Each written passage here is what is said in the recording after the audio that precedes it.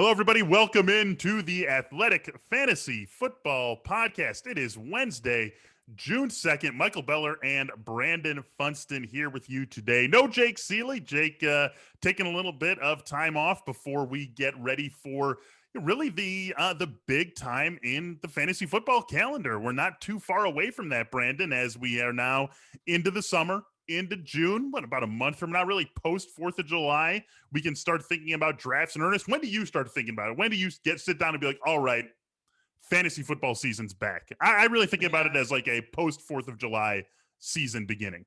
I'm kind of with you. It's a post 4th of July, maybe post MLB All-Star break. Mm-hmm. You know, it kind of gets you into the second half of the summer. I'm ready, though, because, man, fantasy baseball is just crushing me. I got, each team has 8 to 10 guys, that are eligible for IL. I can't fit them all in there. By the way, if you're only operating 2 IL spots in your league, you're doing it wrong. So, yeah, I'm very frustrated by fantasy baseball, and I'm very welcoming for the fantasy football season to hit us here. Yeah, I am. I have a team that's doing pretty well despite Mike Trout, George Springer, Franmil Reyes all sitting on the IL right now. 3 pretty key guys, but the team's succeeding. So I'm feeling pretty good about my GM and managerial skills in that league. Sure, but yeah, right. That's of course that's what's happening there.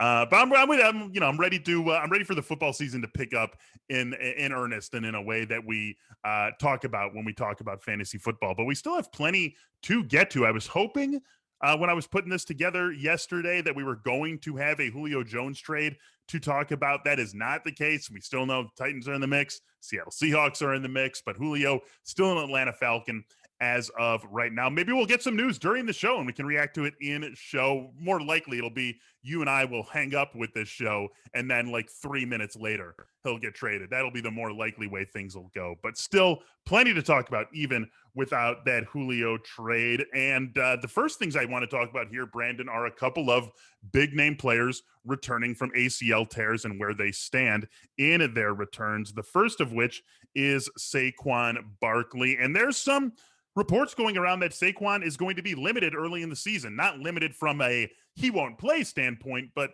not the volume that we would typically expect from Saquon Barkley, not necessarily going to be dominating the touches out of the Giants backfield early in the season. Maybe some chance that they ease him along and we don't see a 20-plus touch Saquon week in and week out until October. Obviously, this is early, super early. It's June 2nd. Obviously, this is speculation, but in a world where Saquon is being eased in through just the first month of the season, is that enough to push him down your draft rankings at all? I think it's enough to knock him out of probably the top 3 or 4. I don't think you're knocking him out of the second half of the first round. The expectation is still there that he is going to be, a touch monster at some point. And I think, what if he's healthy, the problem that I see with it all sounds good about limiting him. But then when you take a Saquon Barkley that's healthy and you start juxtaposing him with a Devontae Booker or a Raquel Armstead or a Corey Clement, and the coach is suddenly going to have to make the call, well, yeah, we've got to limit him, but man, I really want him on the field over those guys, and so I think that's always the best laid plans, can go by the wayside pretty quickly. So I'm this is an ACL. Guys come back from ACLs all the time these days, and they come back very strong. So, yeah, maybe it could be a couple weeks of limiting him. I don't think it's going to be a first half of the season kind of a deal. It's a week 2 ACL also. This is the game against the Bears in week 2 of the 2020 season that Saquon suffered his torn ACL. So by time week 1 of this season gets here, he's going to be very close to a full calendar year removed from the incidence of the injury. I'm just not sure I buy this for all the reasons you said. Are they really going to make this an even split between Saquon and those other backs, even for just one game? I don't know that I buy it. And then another thing that I throw into here for another reason I don't fully buy it is, we know what running backs are in the NFL these days. I mean, just look at Todd Gurley. Look at the evolution of Todd Gurley. And sure, he came into the NFL with some injury concerns coming out of Georgia, but look at what he was a couple of years ago versus here, not on a team. A couple of years ago, this guy was the best running back in NFL, the most productive running back in the league just a few short years ago, and now he's not even on a team at the start of June.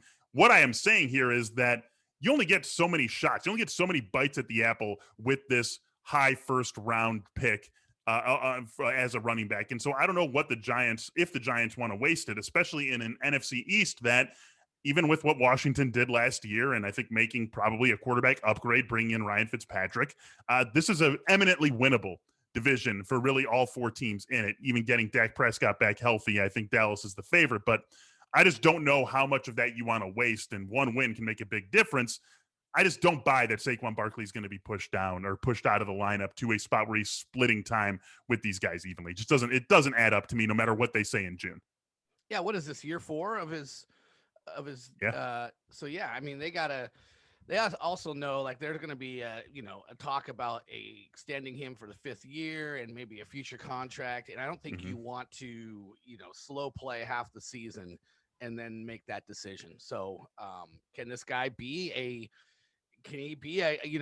week in and week out guy that they're going to have to kind of figure that out the next year? So I think that leads, again, get back to, I think there could be some slow playing early. I mean, but I don't expect it to last long. So I'm still top 5 probably on him, but maybe the 5th one. I think when you're drafting that high, you're looking for excuses to knock a guy down. And now Saquon Barkley has one, and so it might put him at the back of that top 5 line, but I think he's still right there.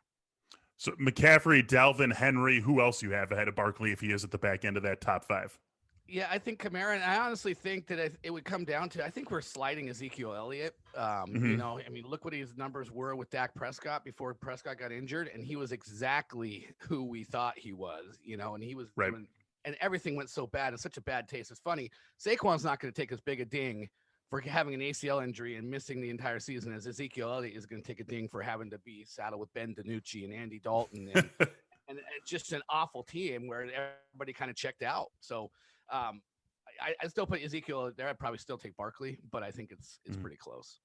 Receiving volume was there for Zeke too when Dak Prescott was healthy. So that's going to be a really interesting offense to take a look at, and it's something we'll dive into a little bit more when Jake Seeley is back with us. And really the first 8 picks of fantasy drafts this year I think are going to be really interesting. I personally don't see an argument for anyone other than Christian McCaffrey as the number 1 overall pick. I know some people do. I don't.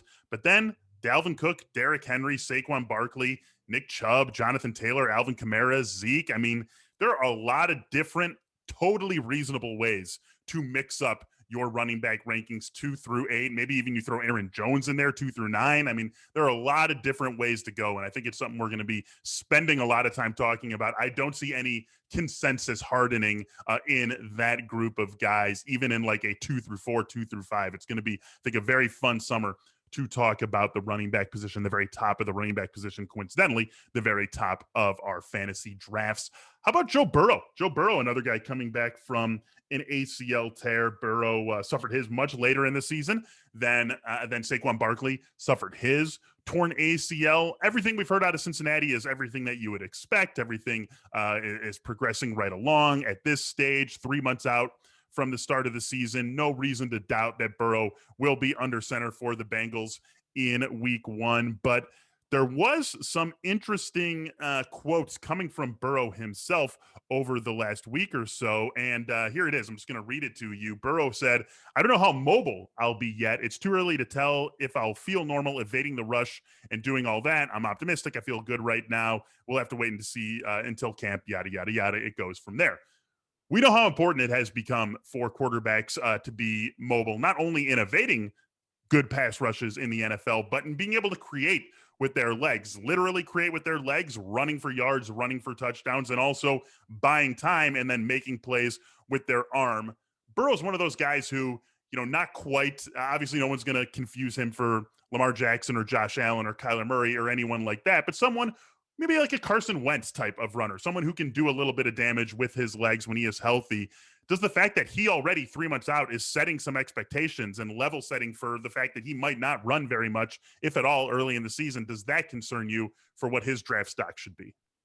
There's a few things that concern me. As much as we love the weapons, like if you dive into the numbers last year, 37% completion percentage under pressure was one of the one of the worst marks in the league among regular quarterbacks. He had one one deep pass touchdown of 20 plus air yards. Like there's a lot to be worried about with that offensive line. And yes, they should be improved. They got some guys back and made some changes there that should help. And then you get Jamar Chase, and that should help. But if he's less mobile, the under pressure thing it becomes even more of a concern. Right. So yeah, I think he's a mixed bag for me. There's plenty to like, there's plenty to not like, and that's why I can't put him in my QB1 top 12. I have him just outside of that. He's top 15 for me. But I think that there's just enough concern about the injury, enough concern about that offensive line and the metrics that he put up last year in that situation that I'm like, okay, again, it's kind of like we're looking for things to ding guys for, and that'll do it for me. Yeah, I sit there with you too, and I think that I think top 15 is fair. So last year in the 10 games he did play, he ran for 142 yards and 3 touchdowns on 37 carries. Again, he's got like that Carson Wentz sort of feel to him, and can be savvy in near the goal line perhaps. And so I think we do have to ding him a little bit if he's not going to be that guy. And then you wonder how much of a lingering effect is there? How effective is he without being a runner? And does that start to trickle down and carry over even as his knee is getting healthier and healthier? It all adds up to someone who I feel like I'm going to be a little bit lower on than where the consensus is right now. He's somewhere right in that low end 1, high end 2 range. Guys who are being drafted in very early drafts in the same range as him. You're going to find Matthew Stafford, Ryan Tannehill, Matt Ryan, Trevor Lawrence. Like, I don't know, Funston. I'm inclined to take him last out of that entire group, which feels like a little bit unfair, but I can find more arguments for taking those guys than I can for taking Burrow right now. I think at least for me, there's 3 ahead of him, and I think it comes down to Matt Ryan. Does he have Julio Jones? Just Calvin Ridley and Kyle Pitts as a rookie, and he doesn't run at all really. So like that would be where I'd probably be struggling, but I think I'm definitely taking the other 3 ahead of him. And there's no, when you look at the guys who are comfortably ahead of him, but there's no argument. Like quarterback is a position where we are going to find some hardening, right? Mahomes, Allen, Kyler, Lamar, Dak, Russ, Rodgers, Herbert, Hurts. I mean, like that I feel like you might have a different 7, 8, 9 than I do, but pretty much everyone's going to have the same top 9, top 10 if you want to throw Brady in there. So I don't even think there's an argument for pushing Burrow up above where his consensus is now. And I think we're only going to see him slide. Maybe he sticks, but I think he either sticks or slides. There's not going to be any, boom of draft stock for Joe Burrow as we get closer and closer to draft season because of the pathways to it. I just think they're just not there, right? Right. Yeah, I think there's probably 12 quarterbacks that you could argue into all the way up to like number 12 at quarterback. Like they're just from 12 to 24, you could mix and match them. I think Burrow belongs in there. If you want to put him at the top of that little second group, that's fine. Yep. But I just don't, like you mentioned how deep that top 10 is. And I think you throw Trevor Lawrence in there because we're excited about him. And maybe, Ryan Tannehill is a guy that, look at him as a starter in Tennessee. It's just he hasn't been wrong. He's been a slam dunk top 10 fantasy quarterback. So I think we got to reward him for nearly 2 full seasons of just exemplary work in fantasy as well. So, Burrow, again, there's enough question marks. I think he gets knocked out of the QB1 class. And what happens with Tannehill if they end up trading for Julio Jones and he's suddenly looking at a Julio Jones, A.J. Brown receiving duo? Even if we're only talking about 10 or 11 games of Julio Jones, that is as physically imposing a receiver duo as you're going to get in the NFL. And it's a team that's still going to want to run with Derrick Henry, but you also don't go out and make whatever the trade would have to be to get Julio Jones to be as run heavy as you've been in the past. So another reason why Ryan Tannehill could be potentially moving up ahead of Joe Burrow. And I agree with you on the fact that there are so many guys in that next group of quarterbacks. Really, that next group of quarterbacks is we're going to see like stratification in the top of the quarterback ranks, right? There's going to be a tier. I would say personally a tier of 1 of Patrick Mahomes. Then you've got like a tier of Allen, Murray, Lamar, then a tier of Dak, Russ, Rodgers. You can break it up however you like. But I feel like within the first 9 or 10 quarterbacks, there's going to be 3 or 4 tiers.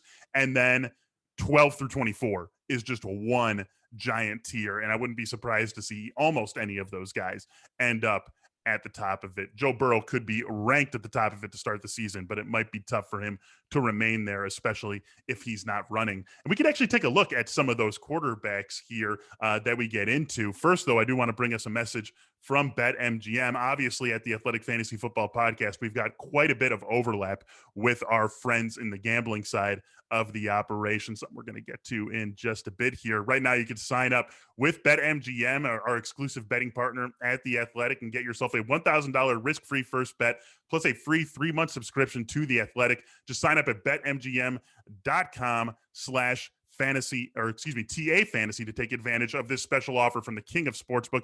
That's BetMGM.com/TA fantasy. It's a new customer offer, paid in bonus dollars. Visit BetMGM.com for terms and conditions. Let's get to that discussion here, Brandon. I thought it'd be fun to set the stage as we turn the calendar over to summer with some of our favorite early MVP bets that is all posted for you right now on BetMGM, among division odds, Super Bowl odds, all sorts of fun stuff. And of course, already week 1 lines. The favorites, they're exactly who you expect them to be. Patrick Mahomes, he's plus 500. Aaron Rodgers, plus 800. Josh Allen is at plus 1,200. Lamar and Kyler at both at plus 1,400. Next group of guys, you got Tom Brady at plus 1,600. Russ and Dak sitting at plus 2,000. Obviously, this is a quarterback award.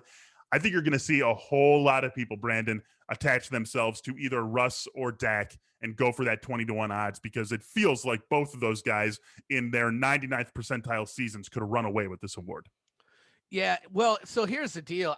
You kind of asked for a long shot bet. I wouldn't bet a long shot at all. I don't think that the MVP gets past these top 8 guys. If you look at the top 8 quarterbacks, Mahomes, Rodgers, Allen, Brady, Stafford, Lamar Jackson, Russell Wilson, Dak Prescott, I don't know how one of those guys doesn't win this thing. So I wouldn't waste my money. I'm trying to look at the rest of the group, and I think you like Baker Mayfield, and I understand that. And I'm like trying to wrap my head around like maybe Ryan Tannehill if they do bring in Julio Jones. But then if Tennessee does really well, Derrick Henry's taking some of that credit, no doubt about it. For sure. Yeah, I'm in the Dak and Russell Wilson. I wouldn't bet on my own guy in Seattle. So I could see Dak putting up huge numbers. If that defense is a little bit better, that NFC East is there for the taking. They win it, at that point, that's where the voting comes in. So I could see Dak being right up there. I'd probably go Dak or Brady if I'm in Vegas and I'm dropping some money on one of these bets here. Here's the problem with the long shots that you were hinting at, right? Like, so Baker Mayfield, I do like Baker Mayfield. I think Cleveland could have a very good season. I think that a Baker Mayfield MVP case would be built as much on the Browns going like 13-4. And I hate that these are the new records we have to talk about, but 13-4, 17-game season. I could see them doing that. Baker having a really good, not quite great, but a really good year, them winning what could be a very tough division. And, part of the narrative, getting Baker Mayfield to the MVP award. But even that argument, right? Like, I could see him being better than, I don't know, just to pull a few at random, I could see him having a better season than Aaron Rodgers, Lamar Jackson, and Russell Wilson. But is he going to have a better season than those 3 guys and Patrick Mahomes and Kyler Murray and Josh Allen and Dak Prescott? I think that's really where things get tough for any of these long shots. It's not like one of these long shots I would be willing to bet will end up in the top 3 of MVP voting, top 4 of MVP voting. But we're talking about the top 1 of MVP voting, and I find it very hard to believe that anyone outside of that first group of 8 guys is going to outpace all of them and be the MVP. I will say the one interesting name that's mixed in there that I omitted purposely because I wanted to have a special discussion in that we top eight. Well, there's a top 9 before there's a first drop, not only in a big odds way, but to our first non-quarterback where we find Christian McCaffrey at plus 2,500. Matthew Stafford is 18-1. Better odds than Dak Prescott, better odds than Russell Wilson. And who's making that bet? Are there any non-Rams fans making that bet, Funston? Well, I think you can argue your way into this as maybe the best football team on both sides of the ball combined. The defense is fantastic. So if this is just a matter of McVay feeling like he's got the guy that can pull the trigger at quarterback that does all the things he wants to do in the way he wants to do them, then, maybe you can get excited about that. We haven't seen Matt Stafford outside of Detroit, which, there hasn't been too many shining moments in Detroit. Right. So this is as good of a hand as Matt Stafford's ever been dealt. So it's kind of on him. I'm not making the bet, but I guess I can rationalize a way to seeing why it is what it is. I mean, for me, it gets back to having a better season than everyone else again, and Mm-hmm. even if you grant the argument, or even if it ends up being true that the Rams go, I don't know, 16-1, 15-2, they have the best team on both sides of the ball in the NFL. The Chiefs are going to be in the playoffs, right? Like the Bills are going to be in the playoffs. These are like Mahomes, Rodgers, Allen, Lamar, Brady, Wilson. Those guys were all on playoff teams last year. Dak wasn't, and Dak probably is, frankly, if he doesn't get hurt. And Kyler Murray wasn't. The Cardinals went 8-8. They were the first team out of the playoffs in the NFC. All those guys could be playoff quarterbacks this year. No one would be surprised if all those guys were playing playoff football this year. So it's not like I just don't see Stafford standing out in that way unless the Rams are just head and shoulders above the rest of the league and go to like the NFC Championship game or the Super Bowl. And again, it's just hard to imagine all of that falling into place. So it's hard to make an argument for anyone who's not the obvious choices. Yeah, I was just looking at the last 14 MVPs. Nine of them, 9 times it's gone to Brady, Manning, and Aaron Rodgers. It's a very chalky award. It is. They love the name brand quarterback, and if a name brand quarterback does good, then they're likely to get it. So Mahomes, Lamar Jackson, I guess the other guys in there, Matt Ryan, when he took the team, that would be maybe like the Matt Stafford taking the Rams. But Cam Newton, when he won it, he was right. And, he was one of the biggest names in football at the time. So there's probably, you go back and look, there's Matt Ryan might be the only guy that, and I'm probably wrong on this, he probably was top 8, but I'm just saying like a top 8 guy probably has won this award most every year for like the last 2 decades. Yeah. And I mean, Matt Ryan not only was on that, what did they go that year? I mean, was that a 13-3 year for them, or an 11-5 year for them? Something like that, right? Yeah, 2017. And I'm guessing, I mean, Ryan could have had a bad year in 2016. He did that a couple times where he kind of did like a randomly off year. So that's why I'm just wondering if he had a big year in 2016, he was probably, top 5 or top 6 in the MVP running going into the year. And then he had a ridiculous statistical year the year he won the MVP. Led the league in yards per attempt, 38 touchdowns, just 7 interceptions. I mean, it's not just that the Falcons were a good team. It's also that he had an awesome year. And so Stafford would have to match that. I really like, from when you combine all of the realities of the NFL MVP award, who these players are, who these teams are, and, the betting odds, the fact that, do you really want to put down a bet on Patrick Mahomes at 5-1 and have your money tied up for the entire season on a 5-1 bet? Like, I don't know about that. Like, to me, this is a Dak or Russ bet or no one. Right. Exactly. For people that are realistic to win, you might as well take the back end of the realistic candidates. And I'm with you on that. And maybe Josh Allen at 12-1. Yeah, maybe. Yeah. It's not, again, you go over a little bit longer odds. And yeah, for me, it's Dak. And Josh Allen makes some sense as well.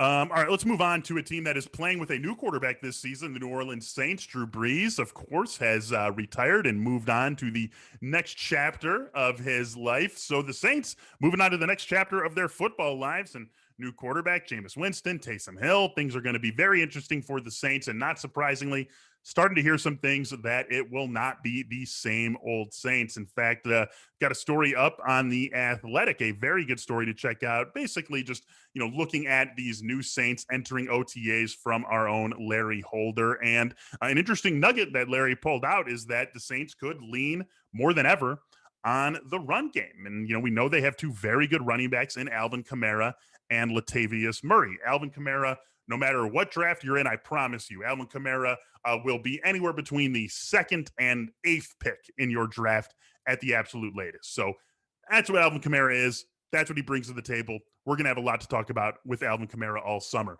I want to talk to you, Funston, about Latavius Murray. And I'm wondering if Latavius Murray is shaping up to be a bargain. He had a role alongside Alvin Kamara last year. He's going to have a role alongside Alvin Kamara this season, maybe even larger than what he had last year. He's a guy who has basically always contributed something useful in the real life game when he's been healthy, and that has occasionally translated into the fantasy game. Right now, by NFL 10 ADP, he is the 53rd running back off boards in average drafts. He is a 14th round pick. That's going to rise. I feel comfortable saying that, but I'm not sure it's going to rise to a point that fairly reflects what his value is going to be to the Saints this season. Yeah, I'm in the middle of a draft right now, half PPR draft, and it's like we're in the 30s at the running back position, and you're starting to see guys like Devin Singletary and Kenyon Drake go, and I'm kind of with you on that. If the Saints want to run the ball more, it's probably not going to be a whole lot more with Alvin Kamara. I think he's capped in terms of what they want to give him. So if there's 400 carries, they're not giving Kamara more than 200 of those, most likely. So that's, and again, I think Latavius Murray is going in the 50s. You'd be hard pressed to look at his time in New Orleans and see where that value matches up with what he's actually produced on the field, So I think he's a guy that probably belongs in the back end of that RB3 class in the mid 30s, and you're talking about a guy going in the 50s. So I love the value. That said, they're talking about running the ball more. They ran the ball a lot last year. They were top 5 in rush percentage, top 11 in total running back carries. So I'm curious to know how much that needle can move, because I'm guessing it probably can't. Even if they want to do it, it's probably not going to move a ton. And if it was going to move, especially when we're talking about the rate of running the ball, you said top 5 in rush percentage. This was also a very successful team last year, and there's reason to believe that they would take a little bit of a step back without Drew Brees. So will they be able to run as much if they're not protecting leads the way that they were in the 2020 season? Latavius has had 2 very similar years in New Orleans. His first season with the team, 2019, 146 carries, 637 yards, 5 touchdowns, 43 targets, 235 yards, and a score through the air. Last year, same exact number of carries, 146, 656 yards, 4 touchdowns on the ground, another touchdown through the air, 23 catches.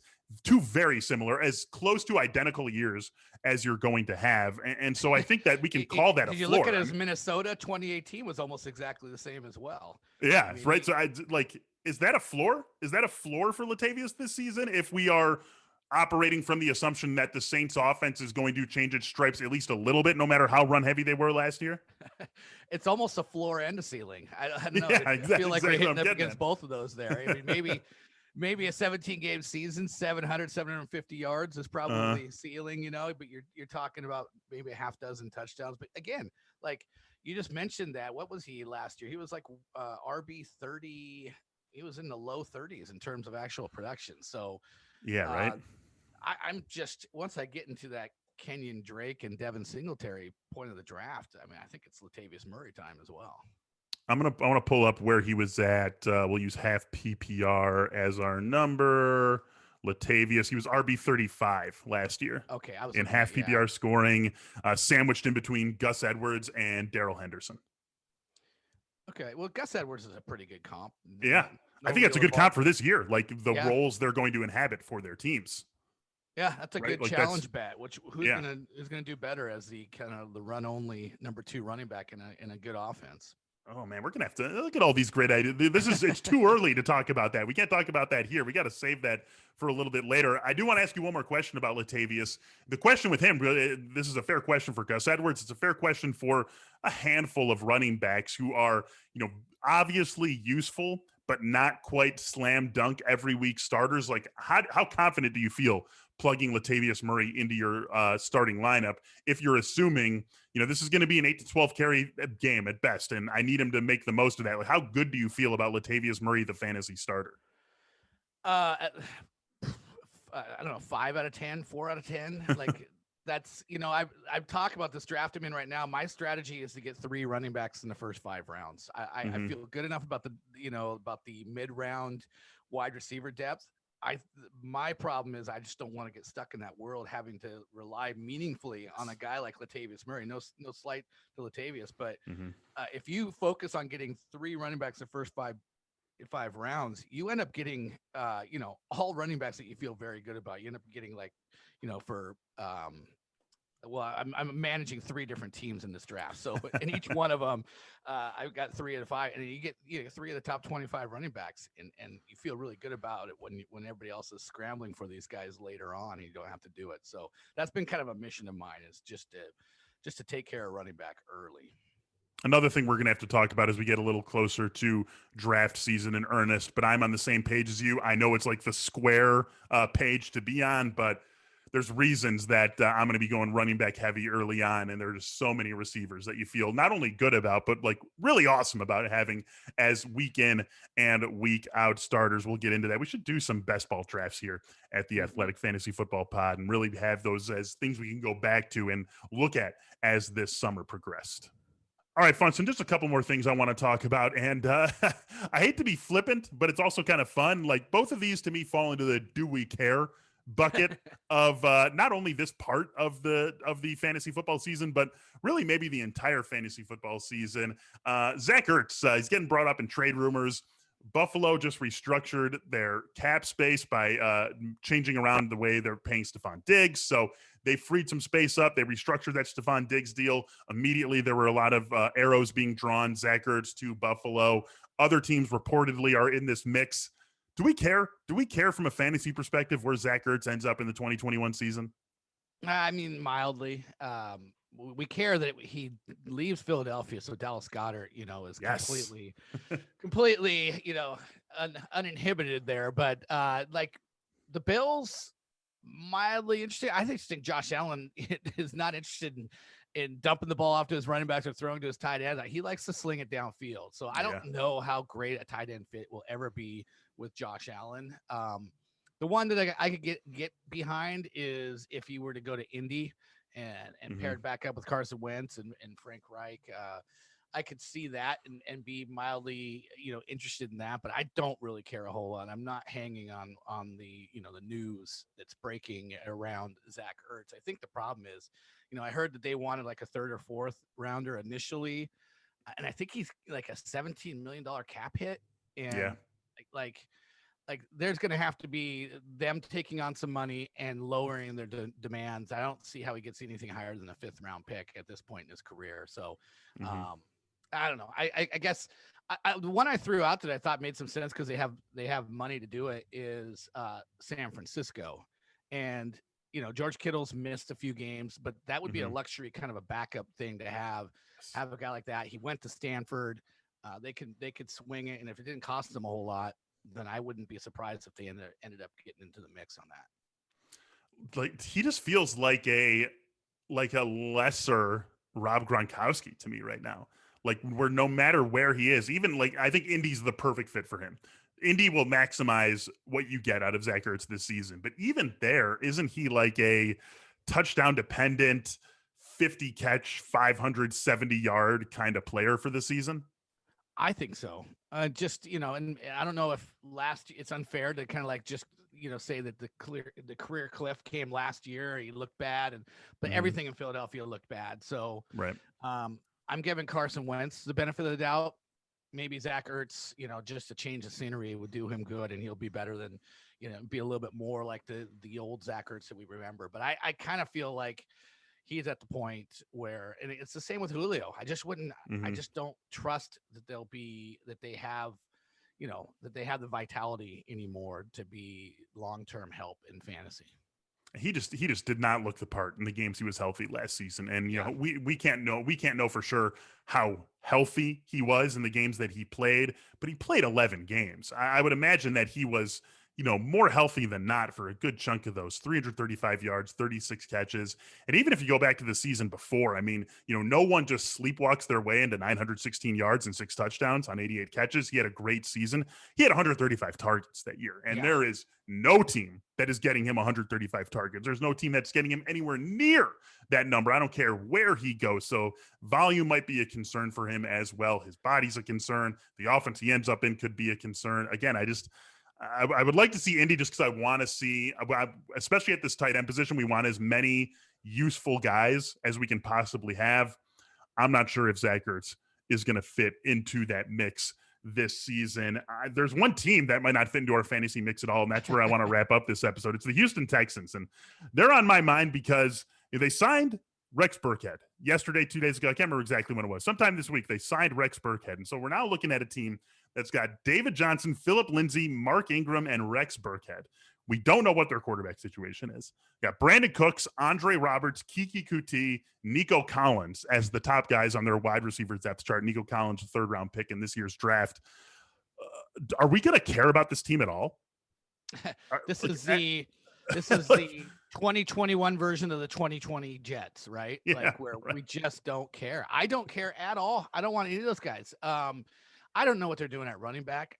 In a way, I'm starting to come around to thinking that this is driving David Johnson's his stock way down. He actually might end up being a value when it's all said and done, because I think he might still end up being the guy, and especially if they're going to be throwing the ball a ton. I think he could end up like he hasn't gone in the top 36 running backs in this draft I'm in right now, and that might probably be dropping him too much. But I just don't know why they're throwing so much of those other veterans around the position. Why they didn't, really do anything meaningful in the draft. The receivers, if there's no Deshaun Watson in the picture, yeah, I'm sorry. I think this is Brandon Cooks finally finds out what Allen Robinson's been dealing with all these years. He went from the Saints and he's had it so good in his career, he bouncing around, but this will be the first time he might be running into a quarterback roadblock. David Johnson becomes actually pretty interesting. I think that's the angle that is interesting in Houston because of exactly what you said. Like, no one's going to want to get invested in this off. Like, there might not be a worse brand pairing of player and team than David Johnson and the Houston Texans.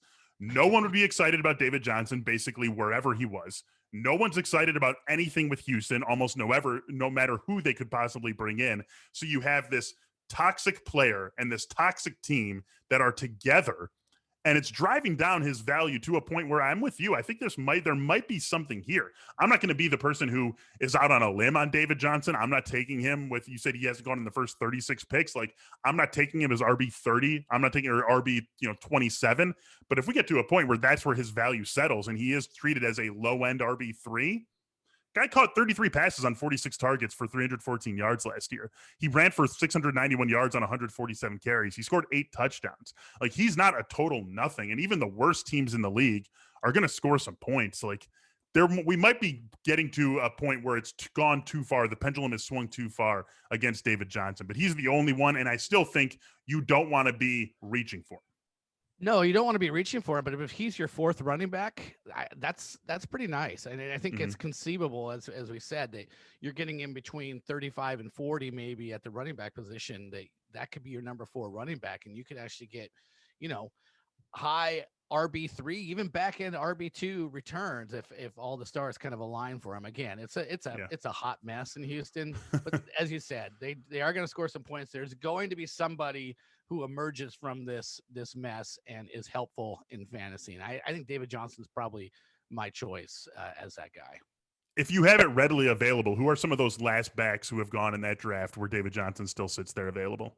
Yeah, so it's let's see here. It is from 30. It was Melvin Gordon, 31 Chase Edmonds, 32 James Robinson, 33 Ronald Jones, 34 AJ Dillon, 35 Kenyon Drake, 36 Devin Singletary. Okay. That feels like a fair enough spot for him, I guess. I would take him over some of those guys, but I don't think that's like egregious. I'd rather have him than AJ Dillon. I'd rather have him than Devin Singletary. But I don't think that's like a oh my God, this is outrageous, he's still here. Yeah, I think mid-30s is when you have to seriously start considering him. And I think it's basically right now at this point in the draft that we're doing that I think, I would probably have taken David Johnson over Devin Singletary at RB 36. I'd be happy with David Johnson at RB 36. So can I just say, well, 2 things I want to say. First of all, I am on Pro Football Reference, great reference page for anyone who's, just interested in football or whatever, doing a podcast, whatever it might be. Number 1, I was on David Johnson's page. One of the best things about all the sport references is they have the nicknames that no one's ever heard of, right? Ooh. And so David Johnson apparently has a nickname of Humble Rumble. You ever heard that one?